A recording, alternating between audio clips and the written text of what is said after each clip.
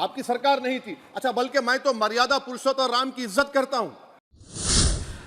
Parliament का last session चल रहा था। वो पूरा दिन राम मंदिर पर चर्चा के लिए लोकसभा में रख दिया गया था। उसी को लेकर चर्चाएं हो रही थी। विपक्ष के नेता हो या फिर बीजेपी के नेता हो, सभी ने एक सुर में बाबरी मस्जिद के खिलाफ और राम मंदिर के समर्थन में अपनी स्पीच दी।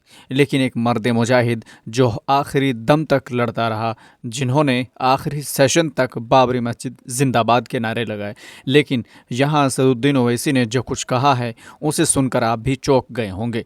अगर आपने पूरी वीडियो नहीं देखी है तो शायद आप चौंक जाएंगे, लेकिन हम आपको दिखाना चाहते हैं कि जिस तरीके से असदुद्दीन ओवैसी ने सिर्फ इतना कहा था कि हम पुरुषोत्तम राम की इज्जत करते हैं, उन्होंने ये उन लोगों के मुंह पर तमाचा मारा है। उन लोगों को कहा था जो लोग ज़बान पे राम और बगल में छुरी का काम करते हैं, जो हमेशा हिंसा और झड़प की बातें करते हैं, हिंसा और झड़प को बढ़ावा देते हैं। ऐसे लोगों के मुंह पर ज़ोरदार तमाचा मारा है। लेकिन इसके बाद जो एक रिएक्शन मिला है, उस समय असदुद्दीन ओवैसी यहाँ से उठकर चले गए थे। तभी नवनीत राणा करके जो एक सांसद है, निर्दलीय सांसद है, वो अपने आप को सबसे बड़ी हिंदुत्ववादी नेत्री साबित करने पर तुली हुई है और हमेशा इस तरह की बातें करती है। उसने क्या कुछ कहा था, चलिए वो भी आपको सुना देते हैं। सर, अभी मैंने एक ओवीसी जी को बोलते सुना कि पुरुषोत्तम मर्यादा राम जी के बारे में कि हम उनका आदर करते हैं, सत्कार करते हैं, सम्मान करते हैं। करना पड़ेगा, इस देश में रहना है तो जय श्री राम बोलना पड़ेगा। तो ये कुछ बोला था इस नवनीत राणा ने। सोचिए, असदुद्दीन ओवैसी अगर मौके पर मौजूद होते तो इनको किस तरीके से जवाब मिलता। बहुत ही ज़बरदस्त तरीके से इनको अपना समूह लेके रहना पड़ता, इनको अपने मुंह को बंद करके बैठना पड़ता और जैसे कहते हैं कि सियानी बिल्ली की तरह इनकी शक्ल हो जाती। लेकिन उन्होंने मौके को समझते हुए और ये जानते हुए कि ओवैसी साहब यहाँ से निकल चुके हैं, जल्दी से इस पर कोई टिप्पणी कीजिए। लेकिन एमआईएम का जवाब ना आए, ऐसा हो ही नहीं सकता। भले ही असदुद्दीन ओवैसी की ज़बान से ना आए, लेकिन असदुद्दीन ओवैसी के कट्टर समर्थकों द्वारा या फिर असदुद्दीन ओवैसी के नेताओं द्वारा या फिर दूसरे सांसद और विधायक द्वारा जवाब ज़रूर मिलता है। अभी हाल ही में महाराष्ट्र के अकोला में इम्तियाज़ जलील के द्वारा एक जनसभा को संबोधित करते हुए नवनीत राणा को ज़बरदस्त तरीके से जवाब दिया गया है। आइए आपको वो भी सुना देते हैं क्या कुछ कह रहे हैं इम्तियाज़ जलील। बहुत फड़फड़ा रही है, वो तो उसकी किस्मत थी कि आखिरी दिन था, मेरी फ्लाइट थी।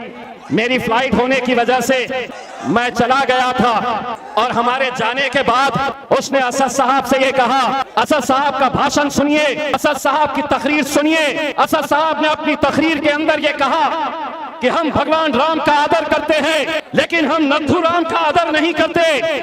और ये कहती है इस देश में रहना होगा। तेरे बाप के जहेज में आया है क्या ये मुल्क? एक तो हम हल्के लोगों के मुंह लगते नहीं है। अगर मुझसे कहती तो भी मैं बर्दाश्त कर लेता, लेकिन अगर मेरे खायत के बारे में अगर एक शब्द भी अगर कहा, सूद के साथ लौटाऊंगा और यहाँ पे नहीं, तेरे घर पे आके अमरावती में आकर तुझे चुनौती दे रहा हूँ।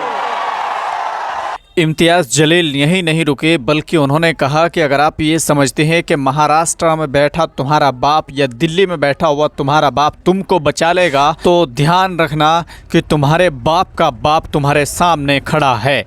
ये बहुत ज़बरदस्त बात कह दी है, बहुत बड़ी बात कह दी है। अगर इसको देखा जाए तो ये मैं समझता हूँ कि ये साफ तौर पर बड़ी चेतावनी है नवनीत राणा को, जो असदुद्दीन ओवैसी पर टिप्पणी करके नई मुसीबत मोल ले रही है।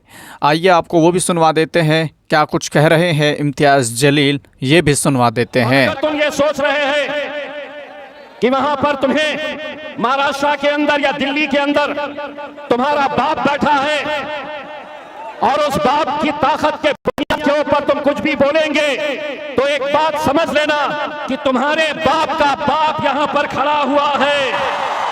लेकिन अगर तुम ये सोचेंगे कि मैं कुछ भी बोलूंगी, ये नाटक नौटंकी अपने साथ चलने वाली नहीं है। आगाज तूने किया है, अंजाम तक हम लेकर जाएंगे। और अगले बार तेरे बाप का नाम लेते वक्त सोच लेना कि किससे पंगा ले रही है करके। इम्तियाज़ जलील ने आगे कहा है कि पहले तो हम किसी को छेड़ते नहीं हैं, लेकिन फिर हम उसको बाद में छोड़ते भी नहीं हैं।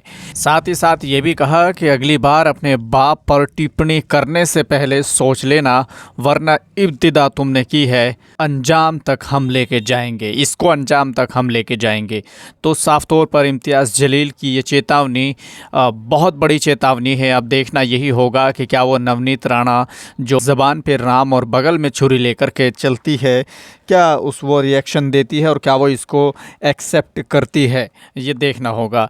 लेकिन फ़िलहाल इस पूरे वीडियो को लेकर आप क्या सोचते हैं और आप इम्तियाज़ जलील द्वारा दी गई ये चुनौती को किस नज़रिए से देखते हैं और क्या लगता है आपको, वीडियो के कमेंट बॉक्स में ज़रूर बताएं।